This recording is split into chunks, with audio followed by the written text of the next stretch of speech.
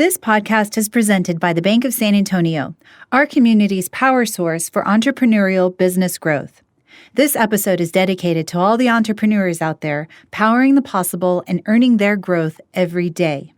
To build your business even further, consider joining the network of entrepreneurs at the Bank of San Antonio. Member FDIC. Today's story is about exploring your capacity. What are you capable of? What could you accomplish if you gave it all you have? How will you embrace opportunities? Lynn Peters has spent the last 25 years exploring her capacity to build better things, not just in her own hometown, but across the United States. She's a nationally known architect and a voracious challenge chaser in search for the next great problem to solve in her own distinctively creative way. This conversation is about an architect, and it's not. It's about imagining the things you wish existed and having the courage to create them. I was probably in middle school. My parents say that I said I wanted to be an architect, and my older brother said that I couldn't do it, and that's why I did it, which I don't know if that's true or not, but there could be some truth to that.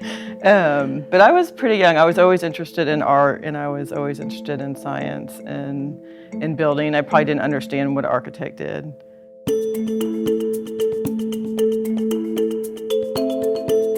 Lynn Peters lives at the intersection of art and science. As the founder of LK Design Group, she plans and designs spaces for an eclectic array of clients, preferring a diverse project list as a key business strategy. Lynn builds better things by being curious about capacity, and that curiosity moves her to maximize potential.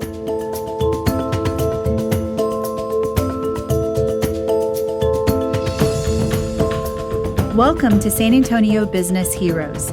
I'm your host, Angelica Palm, here with a business blueprint that shows how businesses are built and grown in San Antonio.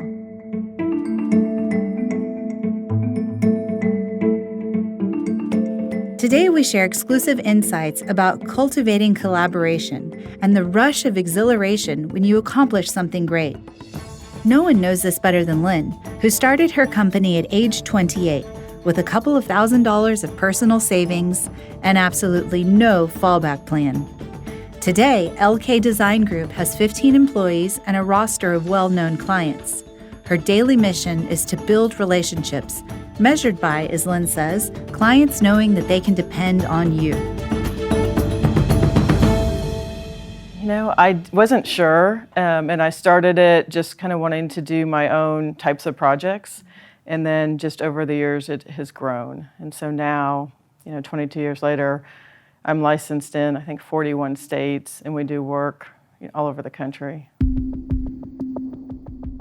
This conversation is going to give you a peek into what it takes to expand your capacity, whether that's through fearless networking, relentless learning, or focusing on what you do well and letting go of all the rest. So, as you're listening, take a screenshot. Tell me what you think about the podcast, or tag us at SA Business Heroes over on Instagram and Facebook. Let us know that you're listening and what you'd like to hear more about. I'm looking forward to hearing from you. Now let's dig in.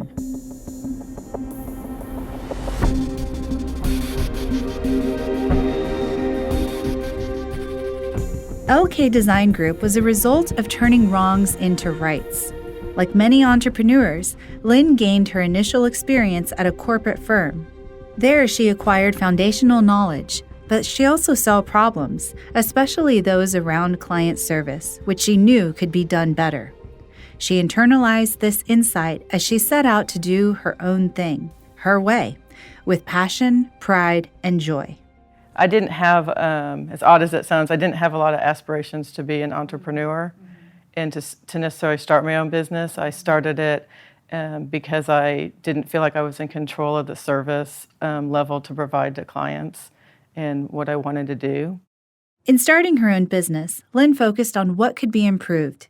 Her biggest aha moment was discovering that turning her clients into friends led to trusted partnerships and repeat business.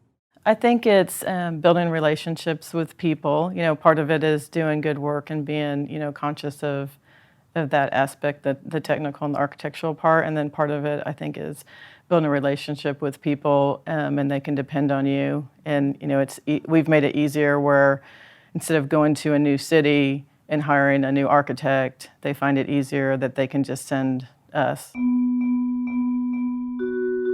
But I'm getting ahead of myself because her business momentum started with her fearless ability to be ruthlessly selective about the types of projects and clients she worked with. Her vision of having a diverse group of projects and clients became her guiding business strategy. Each year, she targeted different types of markets and built on that early growth so that no one client or project could limit her capacity, ensuring that her firm would be immune to industry fluctuations. I think I learned, I worked for a couple of other firms, not only in San Antonio, but in St. Louis when I was first out of college. And I saw architectural firms go through these ups and downs of cycles. And it typically, at least from my experience, seemed like when they were focused on just one type of project. So early on, it was one of my goals to diversify as much as possible. I wanted to be diversified enough that we would not have the ups and downs that I had experienced when I was young and first out of school. And so it really has helped us over the years where we stay fairly consistent. There's nothing as gut-wrenchingly difficult for an entrepreneur than turning down business. But if it doesn't feel right, have the courage to say no. Your no is just as powerful as your yes, and that often makes room for a much bigger yes. I did a very kind of planned growth, and at some points turned down work in order not to have too much work from either one client or one market segment, because I always wanted to kind of keep it spread around. And so it may sound kind of odd to say, but we at times would turn down work and try to focus on getting different types of work so we could keep that diversification. Funding her business is something that Lynn cannot believe she did on her own. If she had to do it differently, she might have connected with a business banker to leverage their expertise for her benefit. In fact, this is a solid way entrepreneurs can increase capacity. Tap into the expertise of others and realize that if you're the smartest person in the room, you're in the wrong room. I funded the business with personal savings, and it wasn't very much. I think it was a couple $1,000s. And so I never had a bank loan. So was that scary? I mean, think about that. It was. I had decided that I would fund it with that savings, and then when it didn't work out, I would decide, what to do after that. Mm-hmm. And so I was very lucky, because now I look back and think, what was I thinking? How is that supposed to work out? Lynn earned her growth by building her network. Her projects have taken her across the U.S., where she's licensed in 41 states. Her focus on relationships, making connections, and building a network is one of the secrets to her success. In fact, almost all of Lynn's business is from repeat customers and referrals. In a moment, hear next how nurturing your current clients can result in big growth for your business. But first, a quick word from our sponsors. This is Brandy Vitier, private banking executive at the Bank of San Antonio. Lynn and I met in 2008 through a mutual friend. We connected almost immediately and shared a respect for empowered professional women. Lynn is right in what she shares in this podcast. We doubled our networks by sending one another referral after referral.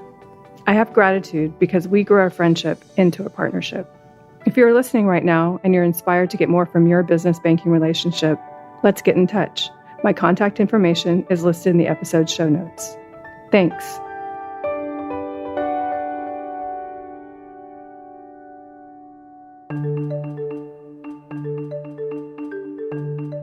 We last left off talking about how focusing on your current clients can expand your referrals and diversify your job list. Your network is key to building a business over time versus getting projects here and there. Either from someone coming into San Antonio market and us building a relationship and then asking us, will you go to Dallas and Houston, and next we're going to Oklahoma and Kansas, and I don't know what happened to get us to, almost all the states, but it's been through relationship. When your clients grow, you should too. Spend time with successful business owners. Ask questions. Take in the advice that serves your vision and leverage the knowledge you gather. Don't get jealous about the competition. Get smarter. Remember this vital key when building your network or your community of people. It's not just about making and building. It's also about keeping and extending. If you are truly building your network, it's a dynamic and constant process. Being connected is an always thing, not a check the box and done thing. How will you know when you need to step up your networking game? When the phone calls, emails, and texts stop. I mean, I would tell them to look at the market and study the market and make sure, that there was room in the marketplace, for that type of business, to, build a relationship with a bank, and, a bank loan would be probably, a good idea, and a line of credit established. And that was going to be a lot of hard work. It doesn't come easy. I think there's some people that think having a business is an easy thing and you don't have to work as hard, but it's, quite the opposite.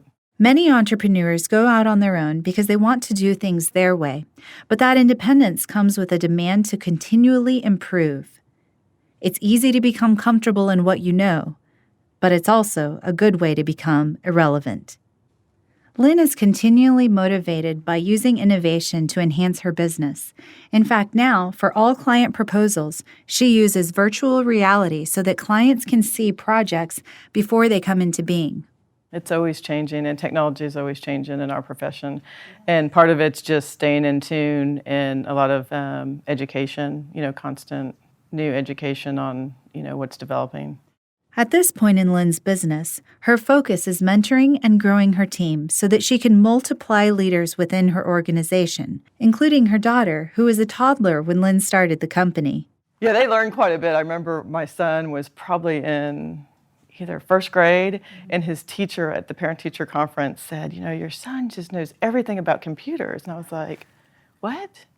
And she said, yeah, I was having trouble, getting on the network here. And I remembered one Saturday I had the kids at the office, and it was before, when we very first started, we didn't have an IT person. We didn't have, I was everything. I was the janitor, I was the architect, I answered the phones, I did everything.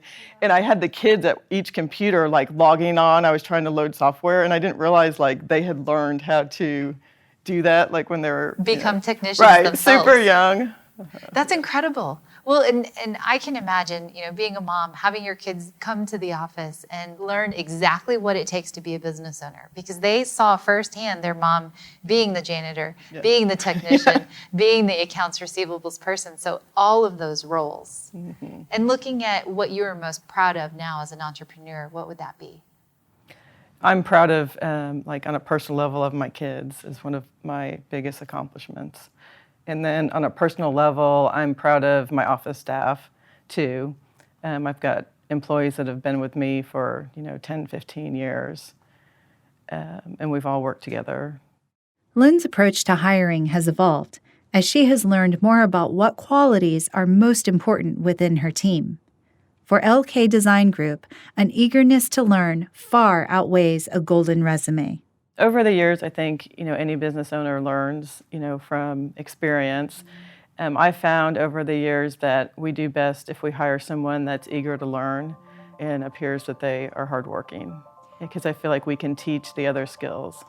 I think a lot of my clients I know also more on a personal level than just a business level, and have developed a friendship with them.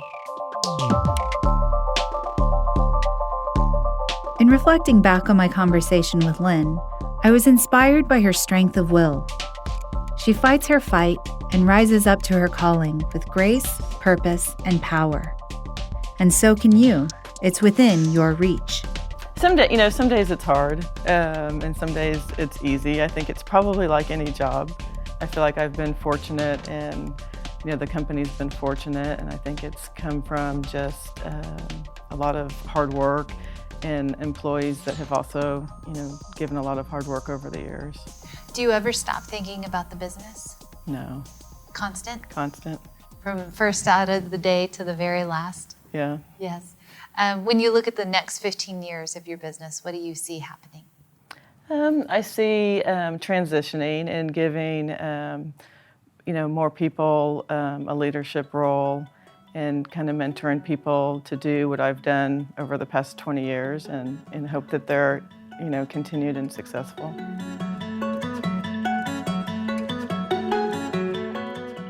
Thank you to our sponsor, the Bank of San Antonio, member FDIC, for supporting our show.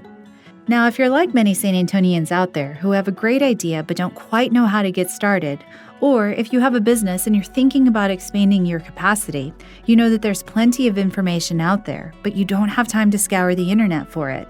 This is where the Bank of San Antonio can help you with their business banking coaches who share the information you need to fund and grow your business. Better yet, get the Bank of San Antonio's Guide to Full Business Growth, the Business Blueprint, when you go to thebankofsa.com/business blueprint. Again, download your free Business Blueprint Guide today at thebankofsa.com/business blueprint. One more time, thebankofsa.com/business blueprint.